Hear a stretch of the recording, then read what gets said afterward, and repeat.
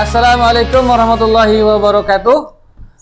Hadir kembali kami di sini di podcast FSPMI Bekasi Official. Edisi hari ini kita kedatangan aktivis buruh FSPMI perempuan, aktivis perempuannya ya, aktivis perempuan FSPMI. Beliau sudah nggak asing lagi kayaknya di FSPMI ini, mana-mana ada terus ini. Selamat datang Teh Ika. Manggilnya Teteh Mbak atau apa nih? Ya, bebas Bebas aja ya. Orang Bekasi manggilnya Teteh apa? Biasanya empok Empok kalau ya? Bekasi ya. Boleh pakai empok nggak apa ya? Teteh aja deh, Mbak kali Teteh ya. aja. Ya, nanti kita gimana keceplos aja ntar kali nggak apa-apa ya. Oke deh. Oke, selamat datang Po Ika. Bagaimana kabarnya? Alhamdulillah. Alhamdulillah. Alhamdulillah sehat. Sehat bahagia ya. Gimana? Sekarang apa sih kegiatannya? Kegiatannya sekarang ibu rumah tangga. Ibu rumah tangga? Udah pasti itu yang pertama. Terus Ya, yang kedua, tadi aktivis. Aktivis ya? Iya, masih di organisasi lah, aktif di organisasi. Kayaknya nggak bisa ngelapasin organisasi nih Mbak ya? Kayaknya susah ya. Susah ya? Udah susah bener. Pernah nyoba, Pernah tapi nyoba? kayaknya nggak bisa. Apa dipanggil terus kali? Diajakin, baik Kak, ayo kesini. Oh, iya. Itu paling ya. Udah melekat sih kayaknya ya, Udah gitu melekat. kan. Oke. Nah, kalau sudah melekat gitu kayaknya berarti ada perjalanan panjang ini di organisasi ini ya, di Ya, FSPMI khususnya ya. Ya, Saya ceritain dong itu awalnya gimana itu jadi aktivis perempuan di FSPMI ini. aduh, kalau disuruh cerita sebenarnya panjang banget ya Bang ya. Jangan panjang-panjang kali Jangan Mbak, panjang-panjang nanti dipanggil pulang. Iya. Ya, jadi saya itu kenal FSPMI sebenarnya udah lama ya. 2004-2005 sudah tahu FSPMI. Oh. Cuma waktu itu belum paham lah gitu. Di pabrik berarti kerja ya? Iya, waktu itu masih tetap bekerja. Cuma memang awal tahu FSPMI dari suami dulu. Oh, suami duluan yang tahu. Jadi suami dulu lebih aktif ketimbang saya. Saya masih anggota biasa lah waktu itu kan. Ikut anggota pun terpaksa karena suami aktif gitu kan. Oh gitu. Ya. Terus dari situ perjalanannya suami sebenarnya sih saya nggak setuju ya suami di sini gitu karena waktu itu kan kalau di organisasi itu nggak boleh lembur ya waktu itu tempatku tuh ya jadi aku satu pabrik Bang kebetulan. Oh, sama suami satu pabrik. Iya, Oh, satu pabrik. Cinlok berarti ya? Iya, Cinlok lah. Alhamdulillah. Karena sering lembur di situ, nggak pulang-pulang ketemuin sama yang itu. Oh, kita ketemu karena lembur ya? Ya, akhirnya jarang di rumah ya kan, aktivis kan gitu ya, jarang di rumah. Terus Ya sedih banget Mbak ngomong yang di rumahnya Mbak. benar jarang di rumah. Otomatis upah pun juga waktu itu tempatku diskriminasi sangat tinggi ya waktu itu untuk pengurus PUK karena suamiku pengurus PUK. Jadi dari gaji juga sedikit gitu kan, jarang di rumah, buat keluarga nggak ada. Waktu itu aku protes dong kan. Terus ke siapa nih? Ke suami? Suami gitu. Oh. Ini ngapain sih gitu? Nggak lembur, nggak ada lemburan nih loh. Kita masih ngontrak, masih segala macam lah, masih kurang gitu kan. Iya. Tapi suami saya ngomong gini waktu itu di luar dugaan. Saya akan terus seperti ini karena yang saya lakukan ini untuk orang banyak. Terserah kamu mau ikut saya atau enggak. Kalau masih mau ikut saya ya akan begini terus, dia bilang. Saya garuk kepala kan. Apa-apaan ini gitu kan? Apaan sih ini FSPMI gitu? Iya. Bahasanya gini, sampai laki gue kok milih ini ketimbang gue gininya gitu, betul nggak sih Mbak? Enggak, tapi kan jelas milih Mbak juga jadi istrinya. Iya tetap. Akhirnya di situ aku mikir gitu, udah sekarang gini deh, aku pengen tahu nih apa sih yang kamu lakuin gitu kan di FSPMI gitu. Diinterogasi nih suaminya ya? Iya, terus akhirnya ya udah. Jadi kemana-mana dia pergi tuh aku ikut Bang. Waduh. Benar. Dia kemana dia pergi ikut, ada konsultasi ikut. Waktu PC masih lama ya, PC yang masih di dekat terminal tuh. Oh. Ya, aku ikut sampai pulang malam. Oh ini ya kerjaan laki gue. Terus sering dengar orang ngomong gitu kan tentang sikap pekerja, tentang karyawan, tentang pekerja. Banyak masukan, oh ternyata lama-lama mindsetnya kecuci sendiri nih otak gitu kan. Akhirnya, oh ya kayak gini ya gitu. Akhirnya pas suatu saat suami di PHK dong. Aduh. Ya, waktu diskriminasinya keras deh tempatku. Dia di PHK, Lah kita kan sialan banget nih gitu. Laki gue di PHK nih gitu kan. Awalnya sih cuma karena aduh gue kesel nih laki gue di PHK gitu kan. Terus besok gimana nih gitu. Akhirnya ya udah bertekad gantiin suami kan, masuk di PUK gitu. Oh, jadi sejarahnya jadi pengurus itu setelah suami di PHK tuh. Di PHK. Oh, Tadinya aku dari Korlap, pernah jadi bendahara sebentar. Kemudian jadi sekretaris. Dari sekretaris 3 kali ditinggal pengurus, Bang. Pengurusnya kabur semua. Jadi aku sendiri gitu. Ini mau ngapain gitu. Dan ternyata waktu itu tempatku sudah di blacklist sama PC ya sebenarnya. Sudah di blacklist karena memang ternyata tidak aktif gitu. Aku pun waktu nggak tahu kalau misalkan ketua PUK aku bla bla bla lah gitu kan. Akhirnya di 2012 kan lagi rame tuh kostum ya. Oh, kostum aku manfaatin itu karena di tempatku bekerja waktu itu akan ada PHK massal. Lah kita kan mikir, aduh, gue kerja puluhan tahun, nggak ada serikat pekerja, mampus aja gue besok habis nih nggak dapet apa-apa. Itu awalnya sih gitu mikir lagi kan. Besok gue keluar nggak dapet apa-apa nih gitu. Outsourcing apa waktu itu? Outsourcing Bang. Masih outsourcing ya? Iya betul. Akhirnya dengan itu dorongan pertamanya, langsunglah ke manajemen. Saya bilang dong, Pak, saya ketua PUK, saya bilang gitu. Itu nggak tahu pikiran saya gimana tuh. Pokoknya tiba-tiba, Pak, saya sekarang ketua PUK. Emang masih ada ya SPMI di sini? Gitu. Aduh, terus akhirnya ada Pak, berarti saya ketua PUK-nya gitu. Terus pengurusnya mana? Aduh, mampus deh, bilang gitu. Iya. Akhirnya ada aku ajak anak outsourcing ya waktu itu. Iya. Itu kan ngeri-ngeri sedap ya, outsourcing, berserikat, jadi pengurus pula. Iya. Terus tak ajak, ente pada mau jadi karyawan gak? Gitu bahasanya. Mau Bu, ikut aneh ke atas. Ntar kalau ditanya iya aja ya gitu. Sampailah ke atas ya. Ini pengurus kamu gitu ya? Iya Pak, gitu. Iya aja kan. Ditanya lah, mana nih SK-nya gitu kan. Kita juga kan manajemen kita ya nanya. Ada Pak, gitu. Lagi diurus. Dalam hati gini, kalau ketahuan PC gimana ya? Oh, berarti nggak ada koordinasi tuh waktu itu sama PC?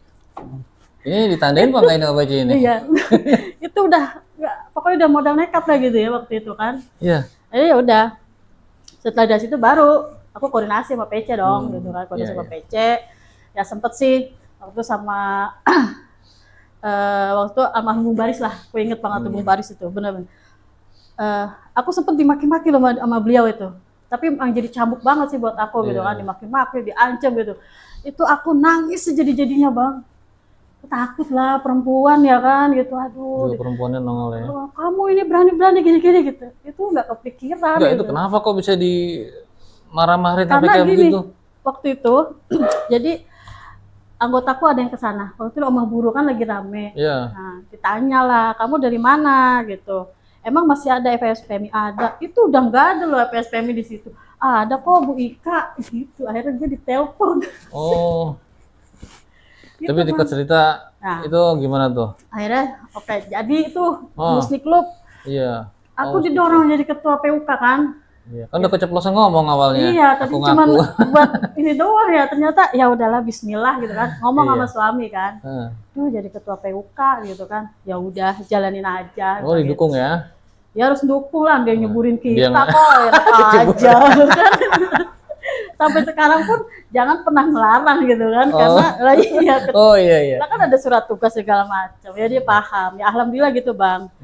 Ya singkat cerita jadi pengurus PUK ya, ketua PUK ternyata ya memang gampang apa ya, gampang enak deh gitu ya.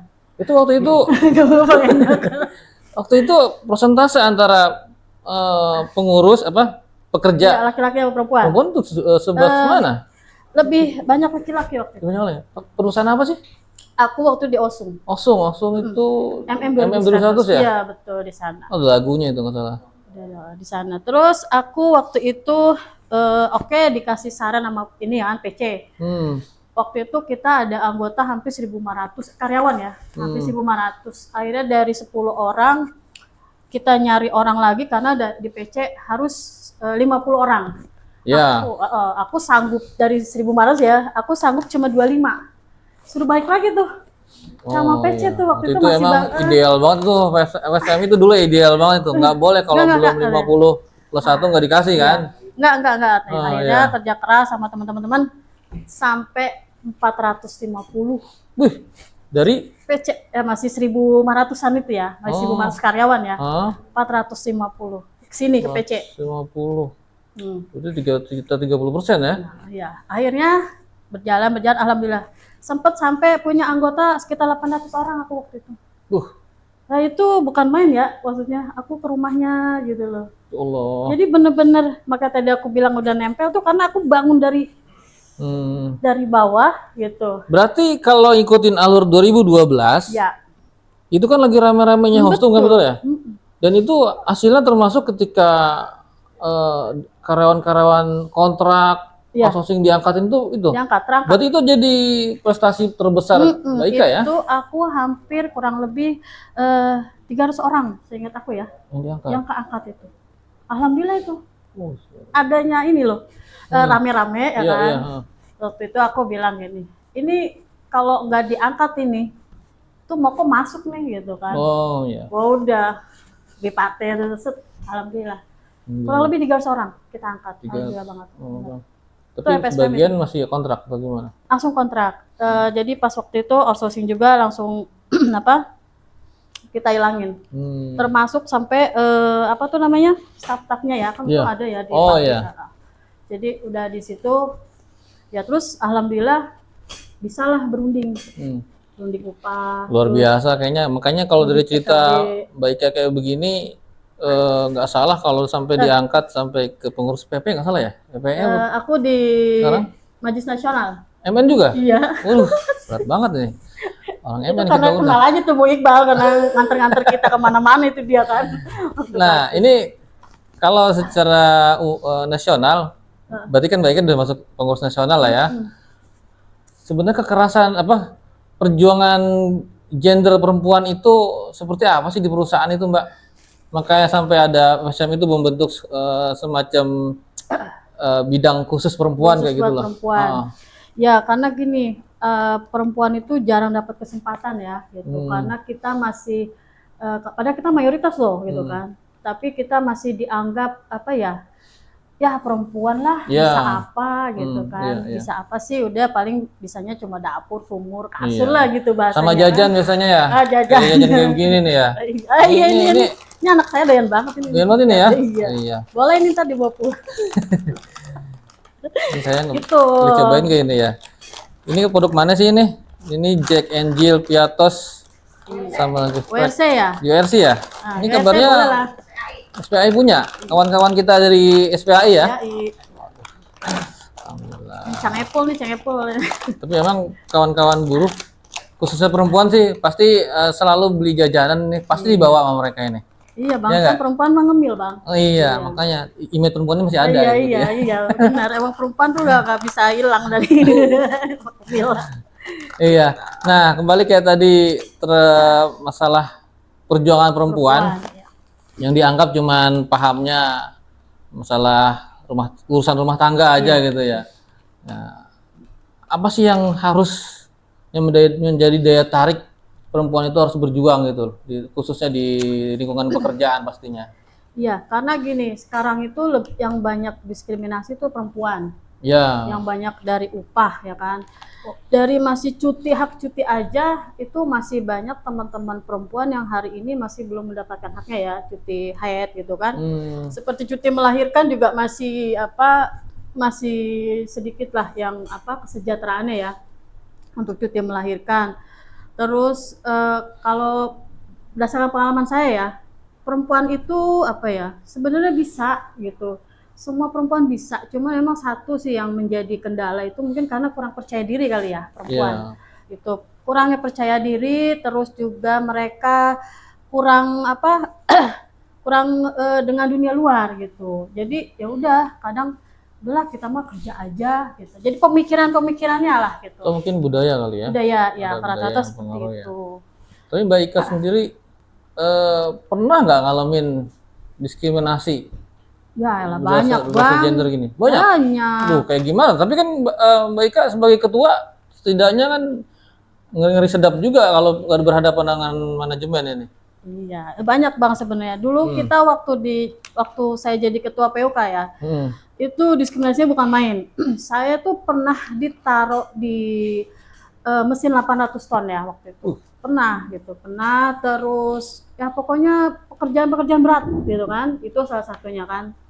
Terus kayak cuti gitu kan masih agak susah waktu itu. Tapi alhamdulillah ketika kita sudah berserikat ya SPMI dan kebetulan saya ketua PUK-nya kan perempuan, jadi saya lebih tahu dong, lebih bisa memperjuangkan apa sih yang menjadi hak saya, apa sih ini, jadi kita yang harus berjuang lah gitu. Makanya teman-teman perempuan ya, sekarang saya di KC ya sama Mbak Wiwi sedang maksudnya terus memotivasi meregenerasi teman-teman perempuan gitu, khususnya buat di Bekasi, biar yang pertama mindsetnya dibuka dulu lah gitu. Mereka harus dibuka mindsetnya, jadi biar paham gitu, apalagi pekerja ini loh hak-hak kamu sebagai pekerja perempuan ini, dan ini dilindungi gitu sebenarnya kayak gitu, nggak perlu takut lah gitu. Iya, iya.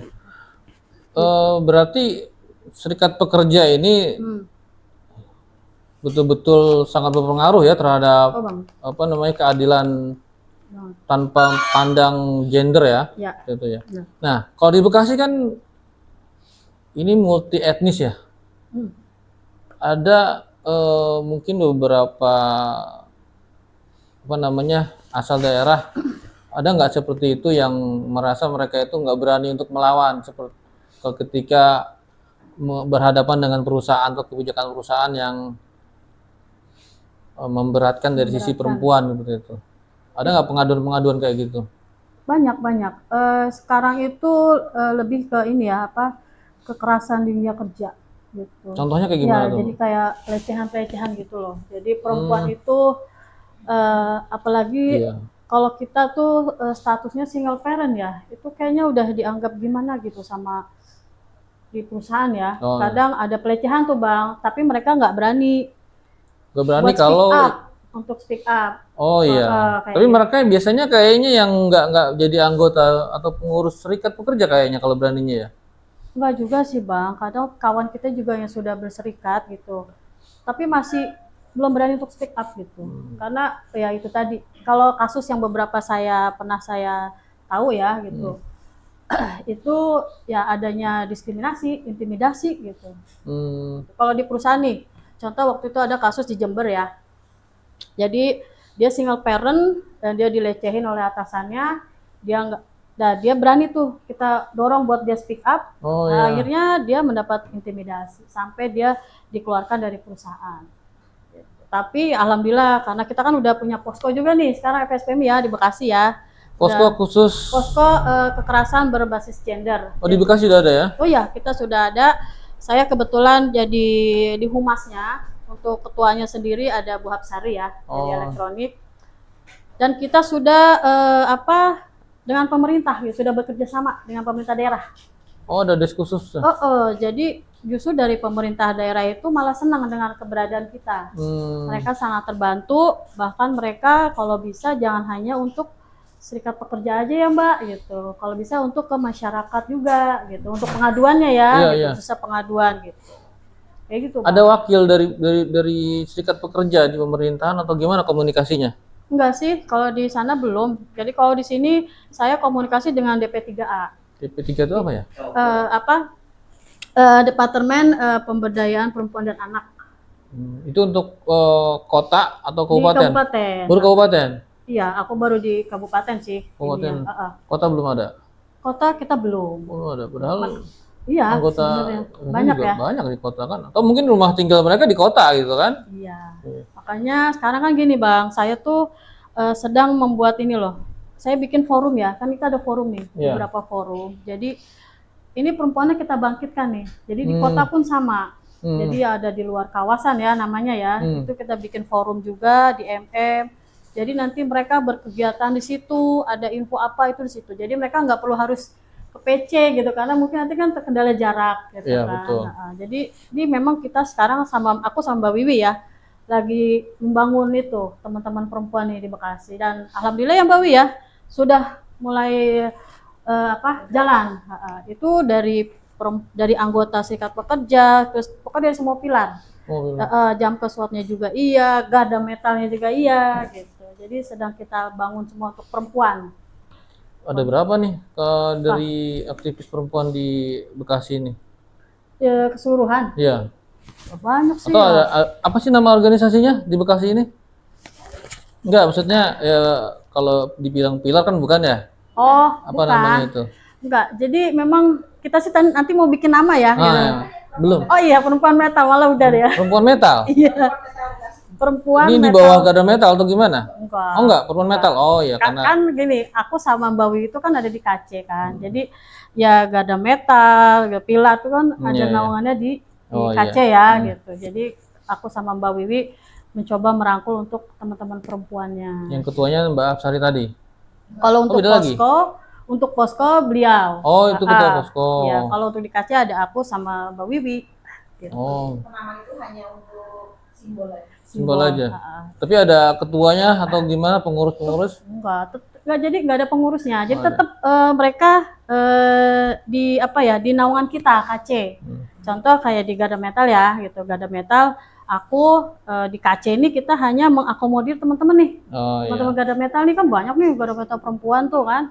Nanti tetap yang berjalan di bawah ya pengurus daerah yang sudah ada. Gitu. Kalau di PUK kan ada pengurus perempuan ya, bidang perempuan khusus kan. Apa itu juga diberdayakan tuh untuk? Iya, itu kita Bekasi? berdayakan juga. Jadi terkoneksi dari situ ya Iya, semuanya. jadi Ya.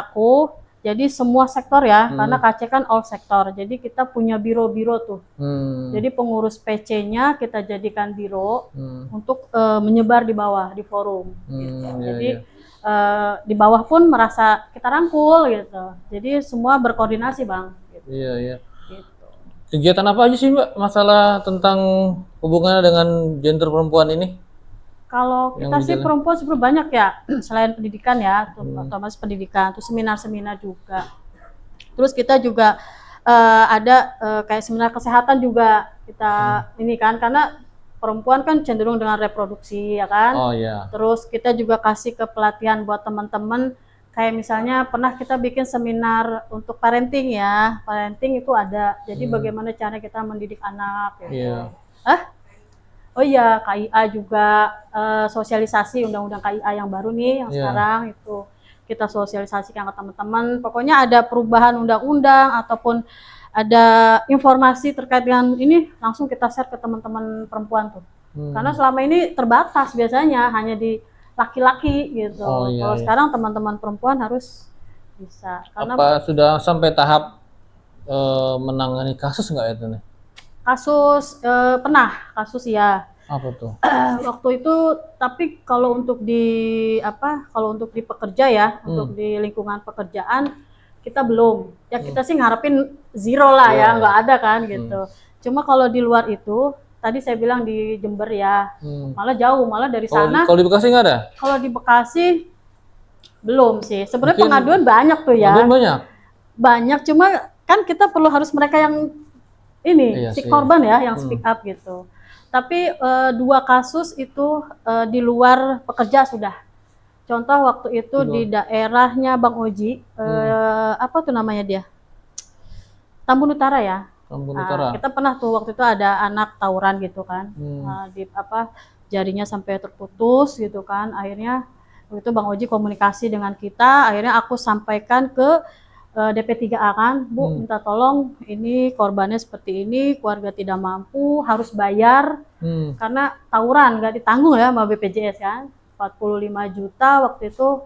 Akhirnya alhamdulillah nggak sampai 1 hari langsung dari DP3A laporan, Mbak sudah selesai ya, ini kita sudah ketemu dengan keluarga korban gitu. Kalau yang kaitannya khusus ke arah perempuan, kalau perempuan justru kita malah di luar daerah ya. Luar daerah? Iya, tadi saya bilang itu loh di Jember itu. Kalau di sini ya mudah-mudahan sih enggak ya, janganlah gitu. Jangan gitu. Mudah-mudahan enggak ada. Tapi memang kita ini tetap kita sosialisasikan itu. Bahkan kemarin kita audiensi ya ke pemerintah daerah. Kita minta untuk ada seminar tentang kekerasan berbasis gender ini tidak hanya untuk pekerja, tapi untuk manajemen gitu, para pengusaha biar dia juga paham dong gitu Iya, kan, benar. bahwa nggak boleh semena-mena, ini ada undang-undangnya, ada hukuman, ada apa sanksinya gitu. Gitu sih kita udah ngedorong ke sana. Gitu sih. Kalau sesama pekerja kan biasanya tuh yang paling kecil kayak catcalling ya. Ya, Itu eh itu kasus yang paling umum paling ya. ya lah itu mah. Berarti kan ada penyadaran juga dari kawan-kawan sesama pekerja itu. Harus. Apa tuh yang kegiatan yang di dalam perusahaan itu Perusahaan. sendiri? Biasanya aku menyarankan ke teman-teman yang PUK ya yang ada di sana itu, aku suruh bikin mereka kayak bikin pamflet gitu, ditempel ya gitu kan, kekerasan pelecehan tuh tidak boleh. Jadi untuk mengingatkan juga nih, kalau misalkan ada pekerja laki-laki, oh ada ini nih nggak berani deh mencolek-colek gitu kan, Oh iya. gitu. Jadi biar laki-laki juga tahu batasan gitu kan. Iya, iya. Paling itu sih Bang, kita kampanye di dalam kayak gitu. Itu tingkat efektivitasnya seperti itu ya? Kalau sekarang iya. Oh, Ya, sambil kita kasih seminar, terus panduan-panduan tata cara, kan kita sudah punya nih SOP ya, dari pusat sudah ada SOP bagaimana cara melaporkan, bagaimana kita menerima laporan, seperti itu. oke. Untuk perlindungannya pun, perlindungan hukumnya ketika terjadi itu dipastikan free ya, kita sudah koordinasi dengan DP3A, pemerintah daerah. Jadi memang nanti disediakan sama mereka hukumnya, advokasinya, sampai ke untuk rumah sakit, terus sampai ke rumah amannya pun sudah. Oke. Jadi sudah ada kerjasama. Gitu. Udah ada komunikasi khusus Betul, ya jalurnya betul. dengan pemerintah ya. Iya betul. Kegiatan organisasi keperempuanan ini selain di FSMI pernah beraliansi nggak dengan organisasi lain? Beraliansi dengan organisasi lain. Heeh. Ya pernah sih, saya pernah contoh kayak di KSPI gitu kan. KSPI ya. Iya, kita juga sering maksudnya pernah diundang gitu kan, pernah diundang untuk seminar, bahkan kadang diminta untuk mengisi juga gitu, mengisi tentang undang-undang KIA yang sekarang lagi up lah gitu ya. Berarti kita bisa ngasih masukan ya ke pemerintah ya. Oh iya. Sudah ada yang yang kawan-kawan perempuan Oh iya. sampaikan ke pemerintah yang berhasil menjadi sebuah regulasi. Kalau saat ini emang agak susah banget ya, tapi kita sudah beberapa kali audiensi dengan DPR ya, terus ke Komnas HAM pun kita sudah ke sana. Oh, udah sering juga. Udah, kita sudah sampai ke sana tentang minta untuk perlindungan khususnya perempuan gitu kan, tentang hak-hak perempuan itu gitu kan. Kayak sekarang kan masih ada tuh diskriminasi upah, pajak itu kan masih ada, masih jadi PR sebenarnya Bang. Itu kita sudah beberapa kali audiensi sebenarnya. Gitu. Oh, ini masih dalam tahap perjuangan lah ya. Terus sampai sekarang masih berjuang seperti itu. Berarti hasil tergantung dari semangat perjuangan dari perempuan itu sendiri ya. Benar, harus ada kemauan. Harus pernah jadi utusan ke sifatnya nasional. Kalau itu ya aku ya. Udah pernah belum ya? Belum ya kayaknya, paling aku cuma itu aja. Oh, untuk ke ini ya, audiensi gitu ya? Ya aku sering ikut. Kalau untuk audiensi ya, audiensi dengan teman-teman di pusat. Aku ikut. Oke, terakhir nih. Kira-kira masukan atau saran-saran buat kawan-kawan pekerja perempuan ini gimana sih sebaiknya? Ya, buat teman-teman perempuan, terus perjuangkan hakmu, martabatmu ya sebagai pekerja. Terus jangan lupa kodrat kita sebagai perempuan, itu yang terpenting gitu. Ketika nanti kita sudah di organisasi, kita harus tahu kita bisa menaruh diri kita di mana. Ketika kita di organisasi, kita sebagai aktivis, kita harus seperti apa. Terus kita di rumah, sebagai ibu rumah tangga, juga sebagai ibu dari anak-anak kita harus tahu. Dan yang penting banget kita harus tahu sebagai aktivis perempuan, harus bisa organisasi dan keluarga itu sama-sama penting ya. Buat saya nih, kalau buat saya pribadi yang sampai saat ini saya jalanin, itu sama-sama penting, tidak bisa diukur berapa persennya. Tapi ketika sama-sama urgent nih, keluarga urgent, organisasi urgent, saya akan memilih yang lebih urgent yang mana. Gitu. Jadi sampai saat ini saya bertahan, yaitu satu ya. Terus yang kedua, tetap jaga kepercayaan suami, keluarga, itu yang penting. Oke deh. Luar biasa perempuan Bekasi kita satu ini, Mbak Ika Asih ya. Iya, betul. Terima kasih Mbak Ika Asih. Semoga berkah semua perjuangannya buat Amin. perempuan Bekasi dan perempuan Indonesia. Amin. Terima kasih banyak. Demikian edisi hari ini kita bersama dengan aktivis perempuan FSPMI Bekasi dan juga aktivis FSMI nasional sebenarnya ya. Sekali lagi terima kasih dan semoga perjuangan Mbak Ika bermanfaat untuk kita semua. Wassalamualaikum warahmatullahi wabarakatuh.